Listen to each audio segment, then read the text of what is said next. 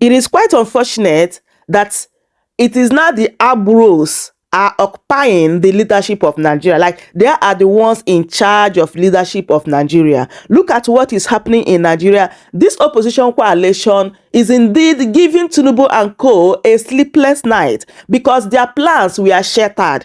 What they are planning was Nigeria become one party state so that come 2027 there will be no strong opposition to challenge Tinubu in 2027 election. So when this opposition coalition, the ADC, came up, they were confused, like they were surprised because they were not expecting it. So right now they are doing everything possible to make sure that this opposition coalition ADC will not hold. Look at what happened to El-Rufai. The other day they were holding their meeting.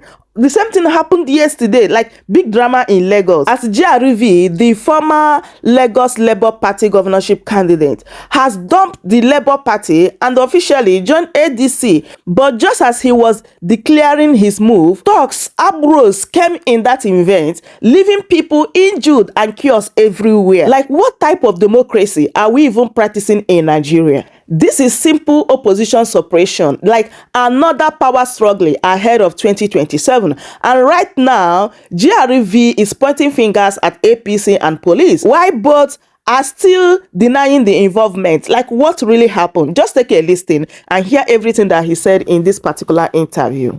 To start off the conversation, you have moved from Labour Party to the coalition ADC, African Democratic Congress, and then yesterday was the formal declaration. I know that there have been words around you were, purportedly denied usage of some halls, and then ultimately yesterday there were issues with law enforcement authorities. What actually happened, and why did you decide to move yet again from Labour Party to the coalition? Okay, thank you so much. So yesterday was the culmination of a situation where the Nigerian police and thugs of the APC showed themselves to work hand in hand to disrupt and to create a one-party state. You knew them to be thugs of the APC? 100%. And I'll tell you why. As that our event was supposed to hold on Saturday, we had paid for a field, right, a space in Alimosho. We had announced it. We had gotten permission from the police command in that area. Then on Thursday, we got reports that the Commissioner of Police says our event cannot hold. Thursday night, all the LCDA chairmen, in the APC chairmen, in the company of over 80 policemen, a Black Maria, and several Hilux vehicles, we have videos there online, went and occupied that field. Right? Said that our event cannot happen. I should go and talk to the Commissioner of Police. That he said I should come and see him.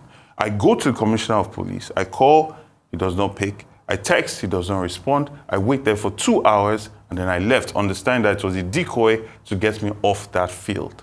Right?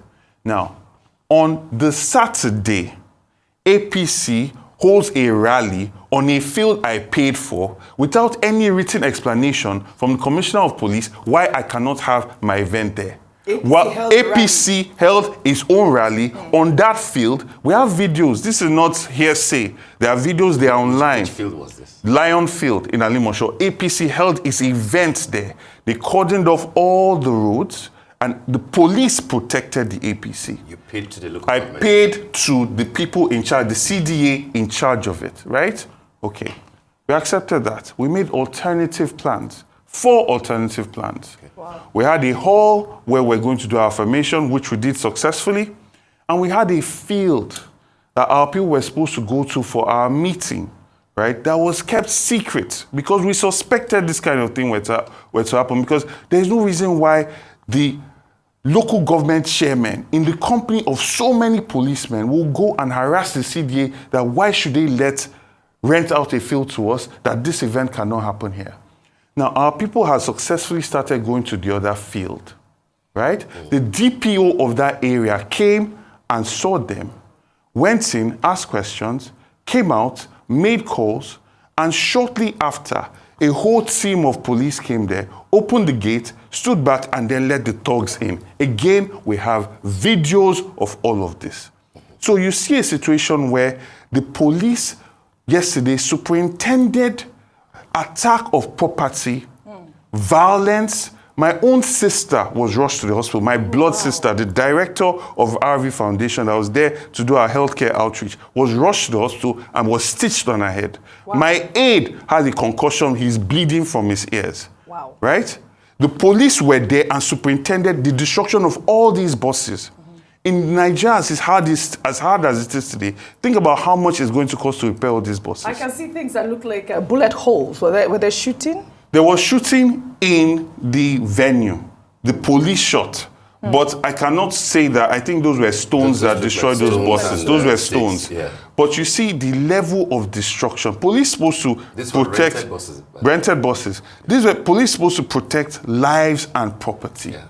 Now, I'm telling you that this was happening while in Lionfield that I paid for, the APC was having a field day. No thugs, no weapon, nothing like this. So did you challenge the leaders of that organization in that field? For what the leaders of the people that were having their rally in the field that you paid for? Did you ask them why they were there, and did you challenge them? I went to the field on Friday morning, and there's a video online of that as well. I spoke to the police. The CDA have done their duty. We've reported to police. They've given us our receipt. They did not imagine that there will be a whole occupation of their field. There was a lady that was supposed to celebrate her 70th birthday on that Friday on that field. An old retiree. Her event was completely cancelled because of that situation. So, you see, there's a bigger issue here, and you are seeing it across Nigeria with the coalition. You see it in Kaduna with El-Rufai and the ADC. You are seeing it with even just the coalition meeting that had to happen, where several venues had to be called before it was successfully had. And there's an attempt to create a one-party state to intimidate us, because now you have a situation where you are destroying vehicles so that people will not rent vehicles to you again if you want to have a political meeting. Right. That was a church. That field was in a church. A private organization in a church. They came into this place, destroyed it, and locked it and said, I could not go in. On what basis? It is a church. You said yesterday that you will consult with the Commissioner of Police. No, that was on Friday. On Friday. From Lionfield, I went to the Commissioner of Police office. I called him, I texted him, he did not respond. I was there for 2 hours waiting.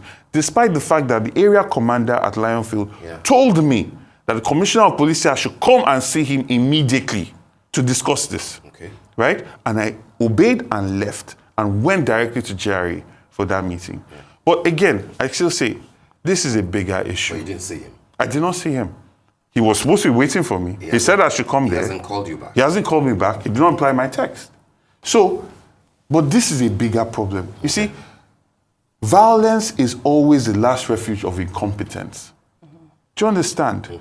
When a people are so scared, but instead of doing the work to make their people, to endear themselves to their people, they resort to violence to intimidate and suppress people, you have a situation where Nigeria is only going to get worse.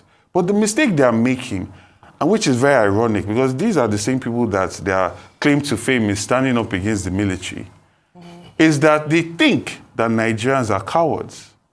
When the police starts to behave like this and they're corrupting all institutions and all institutions are losing their respect in the eyes of the Nigerian people, Nigerians are eventually going to stand up. So, but you have lodged a formal complaint, correct? Have you done that? Lodged a formal complaint to who? To the police. Have you done that? To the police that came and said I cannot go into... Why does that matter? You still have... It is your right. My lawyers will do that. My lawyers will do that to fulfill all righteousness. Yes, but from what I saw, they had a whole DCP be a gatesman to a church yesterday. A DCP? A DCP. You have proof, evidence? Yeah, there's videos. Yeah. Arise was there. What do you mean to be a gateman? He prevented me from going in. He was a gatesman yesterday. They had the whole squad, whole team come there. Wow. What were we going to do in a church? Were we going to destroy government property? Were we going to protest against the government? Jeremy, let me ask you this. And I know that you, as a citizen, you have the right to choose anywhere that you want to make your, your meeting, your affirmation. But then why Alimosho? That's one. Then secondly, do you think that yesterday was about you, or was it about Aregbesola, who is considered to be a strong man in Alimosho, and of course who is now I believe the General Secretary or Organizing Secretary of the ADC? Or it was about the two of you? Okay, so let's first start from this. The fact is that Labour Party won Alimosho in last election. Hands down. It has never been done in last 20 years. For the presidential? For the presidential. Yeah. We won. So there's that reality that the politicians are still dealing with, right? Yeah, but do you know the issues that they attributed that to? What was that? Internal wranglings, people voted against certain, different whether issues. they attribute it to this or that, right? Okay, they should have had peace and had a peaceful election for governorship now. They should have had peace and had a peaceful election for governorship and would have done it again. Do you understand? It's not about that. It's about the people. How many people are in a political party compared to how many people form the population of Alimosho? Yeah. It's not about that. So that's the first thing. The second reason, you asked why Alimosho. I flagged off my campaign from Alimosho in 2022. And this is part of a divisional tour, which we are still going to do. Do you understand? This nonsense that they are doing is not stopping what we are going to do. We are still going to move ahead. It's part of a divisional tour. Ikeja, Badagry Division, Lagos Island, and then Ikodu Division. The 5 divisions. Yes. Yeah. We're going to do that. Alimosho was selected as the place where we'll do it for the Ikeja Division. And so for all intents and purposes, this was just supposed to be a simple gathering of people. Right? Peter Obi would have sent a representative, just people to gather. We're not going to walk on the street. We're not doing any rally. And even if we were, it's in our right to do that. But that's not what we're doing. This was not a protest against the government. We are allowed to gather. It's our constitutional right. We are not did Abacha do more than this? We're not campaigning. We're not campaigning. Yeah.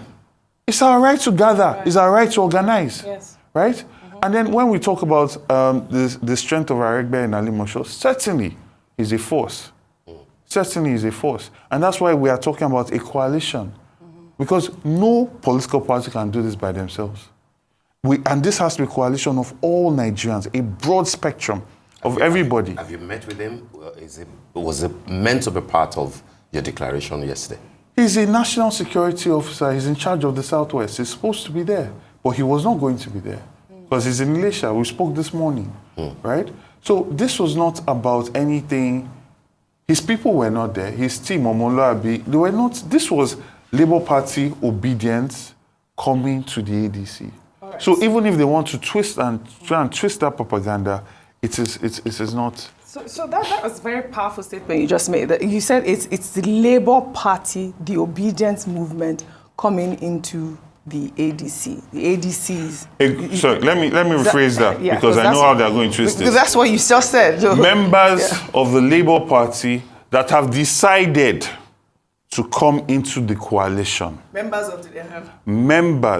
of the Labour Party that have decided to join me as my supporters to go into the coalition. Many people will say that this your move from the Labour Party is like a step away from this obedient movement that fueled your campaign, that put you there, that won you all these votes during the last election. And now you are in a coalition that has, people like Atiku Abubakar. We're speaking about the presidential election at this point. We also want to know, is Peter Obi in the ADC as we speak right now? Because I haven't really seen a statement from him saying, yes, he joined the coalition, but I haven't seen him saying that I have defected, I have left the Labour Party. We are members of the coalition. So what does that even mean? It means that we are coming together. We are coming together. Let me answer. We are coming together. There's a dance that's happening, right? Coming together, trying to agree on the way forward. The ADC has been adopted as the party of the coalition, right? And we're going to come together to face the ruling party because we all agree that we cannot afford to divide the opposition votes. You have not answered my question. I'm not going to speak for Peter Obi. No, but you should know because it's a party. Yes, certainly. And you should also know that I will not make any move without his understanding and his acknowledgement, because we are part of that same block, right? Okay. So everything has been discussed, everything, we're working together. Let me put it that way. Will you remain in ADC if Peter Obi decides to stay with either the Labour Party or the PDP? Yeah. I believe it's too soon to have this kind of conversations. I mean, I'm just looking at a situation where I have people in the hospital, I have to pay for all those bus damages because the police is not going to do that. Nigerian government is not going to do that. I have to take that cost, right? So will you sue? Will you take a legal action? I will leave that to my lawyers. I have little faith. You know, every time these things happen, the faith that I have in any institution in this country is reducing and reducing and reducing. And it must also be said at this point, because what they are telling us and young men and my generation is that if you are going to engage in politics, right, you have to come with violence. That's what these people have done. And we saw a taste of it in 2023. And the police, though they were indirectly involved because they looked away from the violence that happened, at least we could rationalize that in some sort of way. They looked away. This one, we saw them literally shepherd in the thugs, right? And it must be said that there's no monopoly of violence. We are trying to be civilized, but these people consistently push us in a way that is not civilized. Is that a threat? There's no monopoly on violence. There's no monopoly on violence. When you say things like that, it could be used against you. You know? If they want to use it against me, they can. And I'm saying it again, there's no monopoly of violence. My sister is in the hospital. How is she, by the way? She's getting better. And what She's exactly in good happened spirits. to her? What exactly Dogs happened to your came, sister? hit her, hit the car glasses, destroyed all the glasses. The shard entered her head, and she had to go to hospital to be stitched. Oh my goodness. So when I say there is no monopoly of violence, right? I'm not saying this as a buzzword because it's not just me. Are you saying that there are a lot of other young people that were hurt yesterday? Those bus drivers whose cars are destroyed, you think they're just going to smile and be happy? What did they do wrong? That there could be a situation in which you can be pushed to retaliate. This is not even about me. This is about all the young people. This is about all the young people that were hurt. And SARS, this is how it started. Young people were being oppressed. They came out to stand and were hurt again. And there's only so much. Nigeria is not, you see, there's a belief that they think Nigerians are cowards. We are not cowards, though. And they should know better. Because they were the ones that faced the military. They should know better. Look at all those buses that were destroyed. At last count, over 75. Buses destroyed. People hurt, phones smashed. The mixer for the church has been stolen. That's over 20-something million naira. So people are just, for what? For what, really? Did you ever say that it could get this bad? If I made alternative plans in a church, so at least, even if you don't like Gazebo, have the fear of God. You cannot come and destroy a church, right? If I wanted violence, I would have gone to Lionfield with all my people and gone to go and meet them there. I left them. Even though I've paid for the field. I did not get a refund. I left them. Right? So you cannot say that I went to look for violence.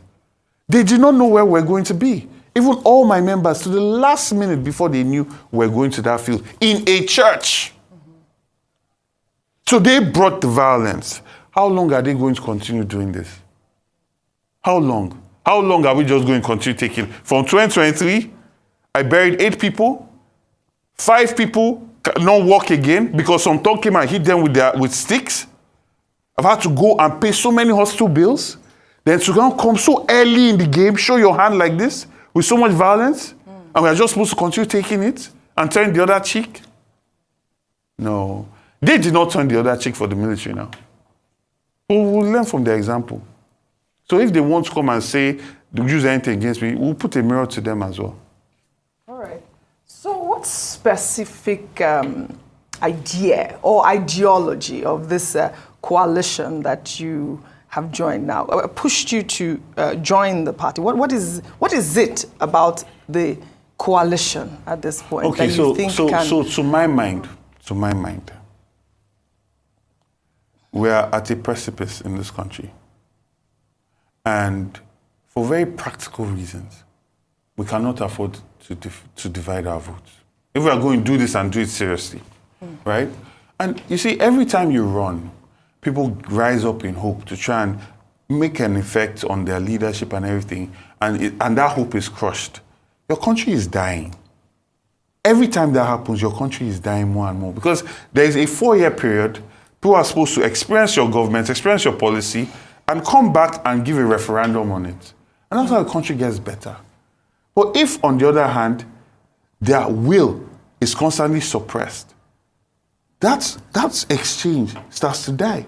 So for me, we have a situation where opposition needs to come together, ideas and policies need to be discussed, and the person that has the best ideas and the best policy should shepherd and helm the ship that we're going to go into the next election, right? But we have seen what happened in 2023, right? So you cannot now. We have to be realistic. A point comes where you have to be realistic and understand that these are the dynamics, and you have to play the ball that you are given. Play the hand that you are given. Are you assuming or hoping that 2027 will be a two-horse race, APC and the coalition? That is what we are working for. We are all working for that. You think that will happen? Ever happen? Oh, yes. Yes, certainly. What will happen to PDP? What will happen to the old Labour that you are leaving? Okay. Why don't we understand also that the PDP can be part of a coalition? That's why it's called a coalition. The PDP can become part of this coalition. So is that a strategy now? Is that what what you're talking about? The success of a coalition is to ensure that the opposition is completely united. Okay. Whatever discussions, whatever conversations, whatever arrangements or agreements that can be reached must be reached, right? That for me is the ultimate success of a coalition.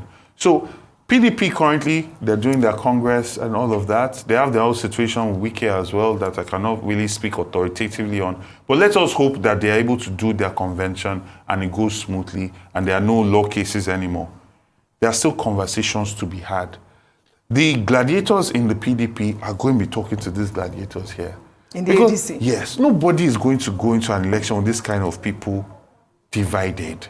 We all know. We have all agreed on this matter. That's what will happen. What? Let us see. You have all agreed. I mean, including the gladiators within the PDP that are in power at this point. Because there's been this conversation about whether or not Peter Obi will go into the PDP. Or Goodluck Jonathan will come out. Or Bala Mohammed will run. Are you part of all of that conversation? All these conversations are ongoing. Ongoing. All these conversations are ongoing. Trust me.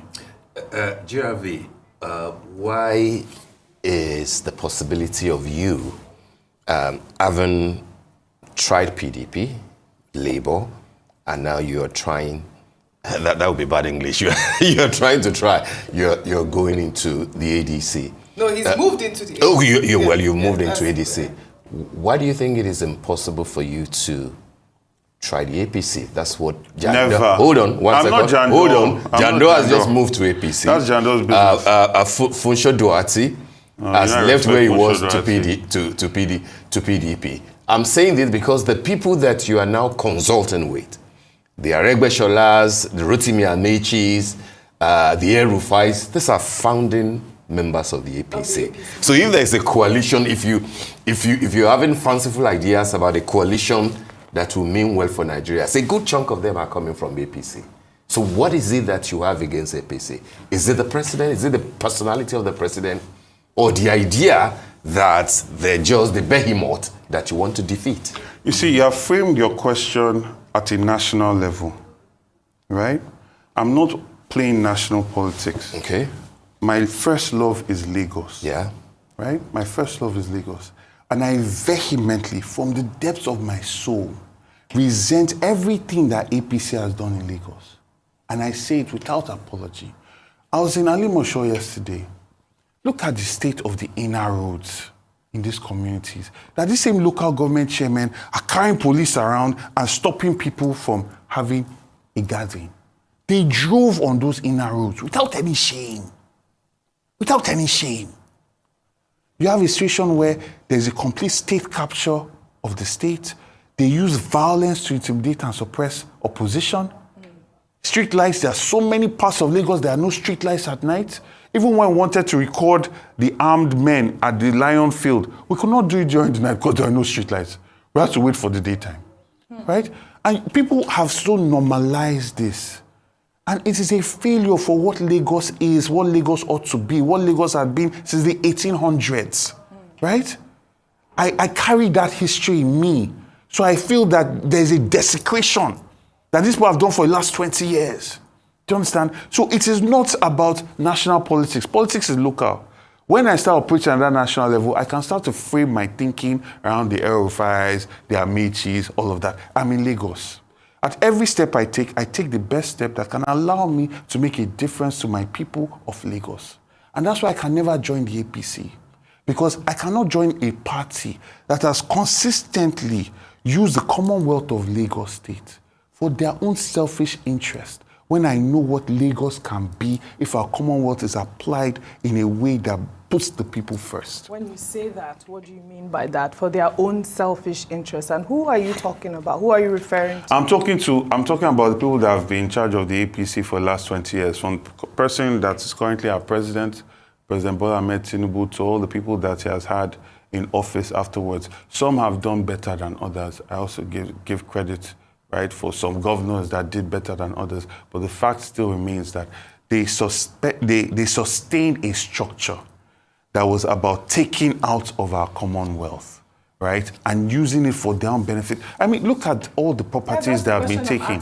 Asking, using it for their own benefit, their own selfish benefit. What are you talking about specifically? Or just for the benefit of our viewers? I mean, I was on Arise where we were talking about the funds that Lagos State was using for their own party activities. Over millions, hundreds of millions that Governor Sanwo-Olu used for himself, his own personal law case, political law case in 2023. I was on Arise where I talked about it. I came on Arise to talk about how they use billions to say they use for fan and air fresheners. And they came out to come and say that it was a typo.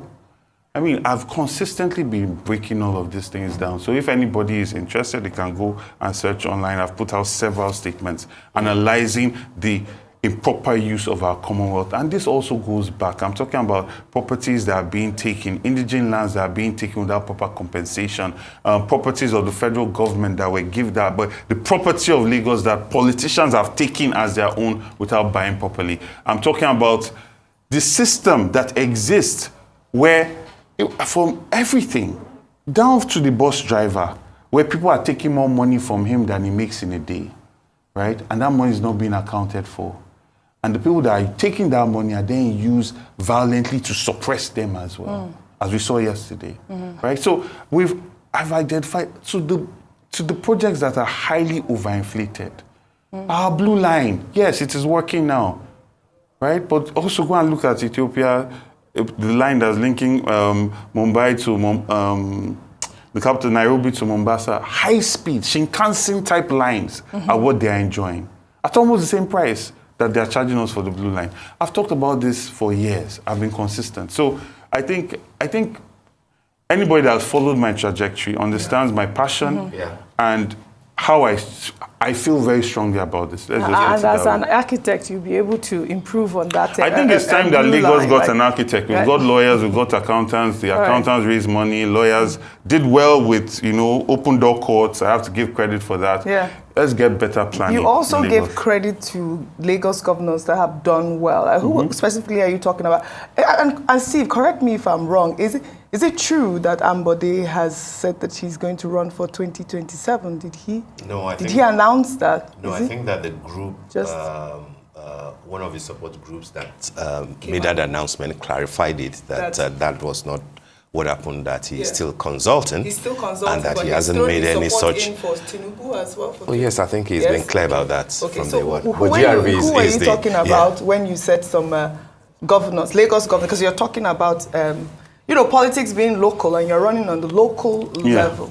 Leading question. Very leading question. And while I'll give credit for certain policies like the open door court, I think that was done under Governor Fashola, the quality of urban arts, regional sort of design that was done under Governor Ambode, I still have to say, the reason why Governor Ambode did not do his 2 terms is because he tried to push for a change. Because he tried to push for a change. Push for certain changes. Government pushed back and they removed him, made him a 1-term governor. And then after that, you have governors that must go with this archetype that the Commonwealth serves the interest of one man and who he decides to serve. So unfortunately for the APC, even if they are the most brilliant men, as long as they go through that process to emerge, they must be answerable to that godfather. And that has held Lagos back for far too long. GRV, a lot of people will remind you that part of the reason why you got more than 300,000 votes 2 years ago during the 2023 elections was because of the Peter Obi and the obedience factor. And I return to the question I asked earlier that you thought it might be a bit early. You have moved to ADC. If it turns out that Peter Obi will not roll with the ADC and it will be in PDP, what happens to your aspirations? Do you think that if an Atiku, for example, gets the ticket, given that PDP has said that they have zoned the presidential candidate to the south, don't you think that that might have a rippling effect on how the vote will go in Lagos State after the presidential election? Because what it therefore means is that there will be a 3-horse race at the federal, and then 2 weeks after, the same sort of struggle that happened. And then you now will repeat itself, and you will be running, if you choose to stay with ADC, without the obedience backing that you had 2 years ago. Yeah, you're making a very strong assumption that obedience supporters, people that follow me, have not seen my consistency since the last election. I've not seen the fact that I not sell out.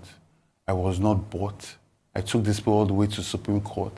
I've been doing health outreaches all over Lagos on my own dime, giving people micro-health insurance consistently. You underestimate how much more followership I have than I had in 2020. You are really underestimating a lot. And there's so much work that we are doing because we've been consistent. We've not gone on any break.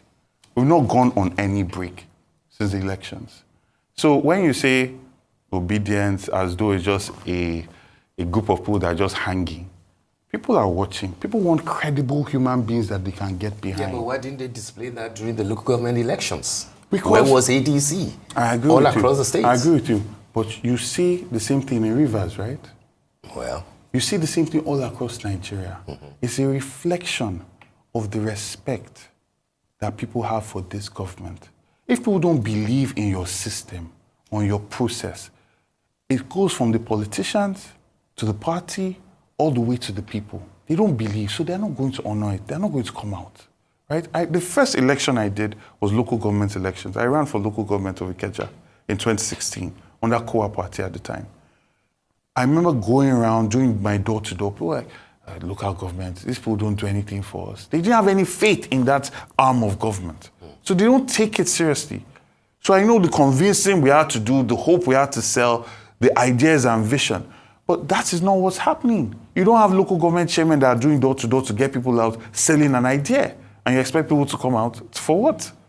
For what? You're just going to vote people that are just going to be glorified subcontractors. They're not making a difference. The local government is closest to you. Again, I'm talking about all the LCDA chairmen that went to a field that I paid for, 7 p.m. at night, with 80 policemen that drove on inner roads that are red and are terrible. So those people in that community, you think they care about voting for those people?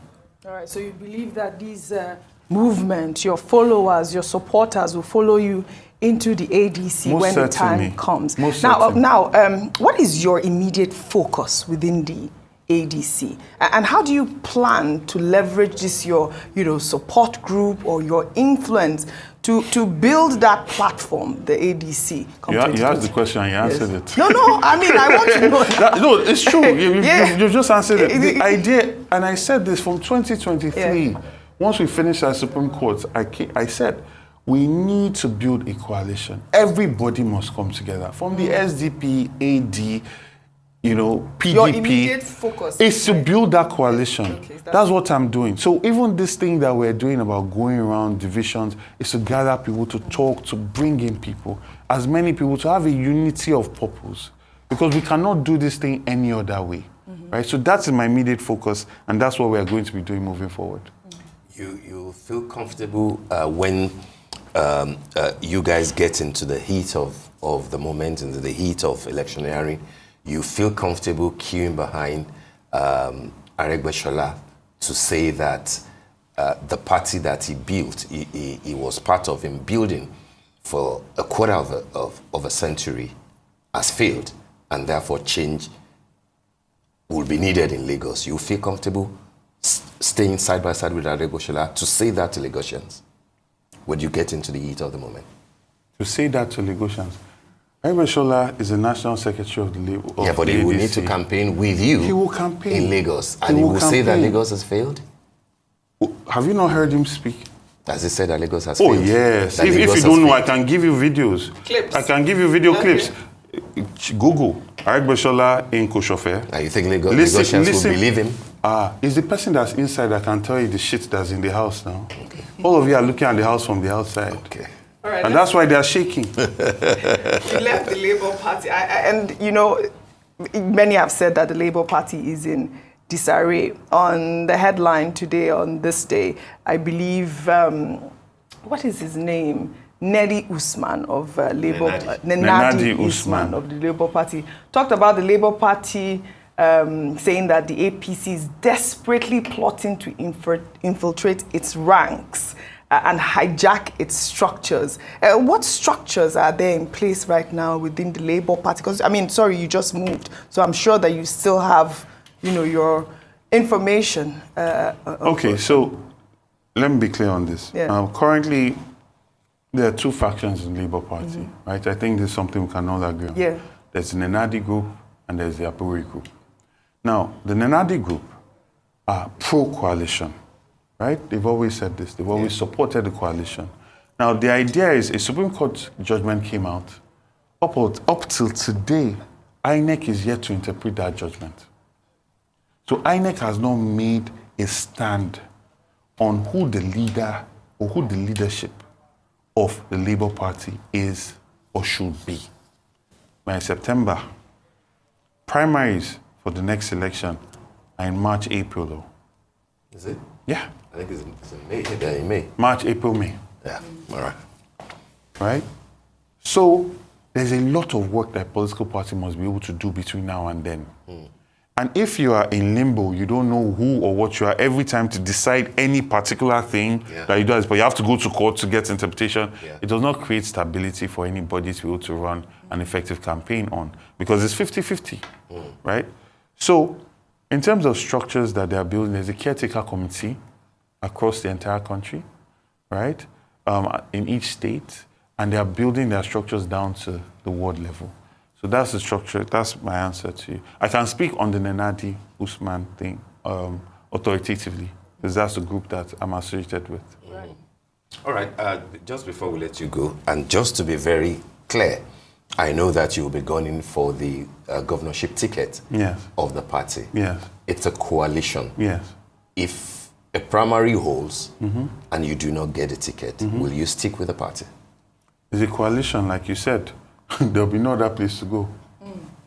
Right? It's a coalition. We're bringing everybody together. So if you don't win there, where are you going to go? Everybody is already here. Yeah. You understand what I'm saying? Yeah, but it can be a coalition without the PDP. It can be a coalition without a few other parties. I don't see. No. No. You don't know what she was going to do. The coalition of the APC. No. Well, you got my point. Yeah. Yeah, and I answered you. Okay. Labour Rhodes-Vivour, it's been an absolute so pleasure speaking with you. And really sorry about the incident that occurred. It's part of it, and we keep going. Hopefully your sister, gets better. Yeah. Really, a big shame. Yeah. And we'll look forward to seeing your campaign thrive, hopefully, because it it appears there's been When so it much. starts, Yes, when it there's still starts. an embargo on Yes, campaigns. when it Yeah, I'm not starts. campaigning. We're just Yeah, gathering. Yes, It's a we're meeting. looking forward to that. All right. Yeah. Gazebo Rhodes-Voivour, Thank we you wish so the much. very best. Thank you so much. And, all for the love of Lagos State. Yes, All sir. for the number Yes. one state in Africa. Yes. Ubajeti. I love Lagos, just so you know. All right, it's time now. So my people, that is it. I hope you guys heard everything that he said here. It is quite unfortunate that Nigeria is going down every day by day. Like there is nothing like rule of law, no democracy. We are not practicing democracy. Let's tell ourselves the truth. And just as GRV said here, like the only way to defeat Tinubu in 2027,